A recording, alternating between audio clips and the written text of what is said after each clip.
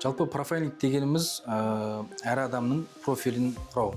Әу баста бұл енді Израильдан басын алған, кейін ақш-та белсенді болып, сол ақш-тағы криминология, ФБР болсын, соның қылмысқа қатысты белсенділік алып, сол ары қарай дамып кеткен.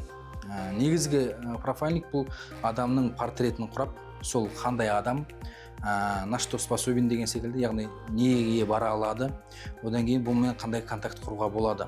Көбіне енді құзырлы органдардың методикасы ретінде құрылған нәрсе, кейбір жат ағымдарды, тіпті террористік ұйымдардың болсын, басты қазірге айналысып жатқан дүниесі бұл интернет қана болып қалды. Себебі қазір бізде заң қатал, көптеген мемлекеттерде заң қатал болғаннан кейін бұл бұрынғыдай миссионерлік жұмыстарын болмаса жаңағыдай ашық айта алмайды. Тек қана интернет арқылы, интернеттің өзі де қазір бақылауда. Кибер профайлинг деген бар, яғни интернеттік профайлерлер отырады, психология техникаларын қолданады, әсіресе профайлинг, НЛП технологиялары, метод якоря дейді, оны да қолданады. Көбіне бұл ағымға маргинал жастар кіреді. Одан кейін уязвимый бізде көбіне сол әйел жамағаты мен сосын балалар. Неге десеңіз, олардың уақыттары да көп, өмірлік мақсаттарын іздейді.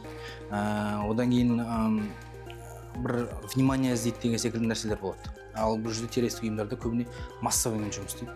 Массалардың психологиясымен ойнайды. Оларда манипуляция және бұл жерде более религиозный.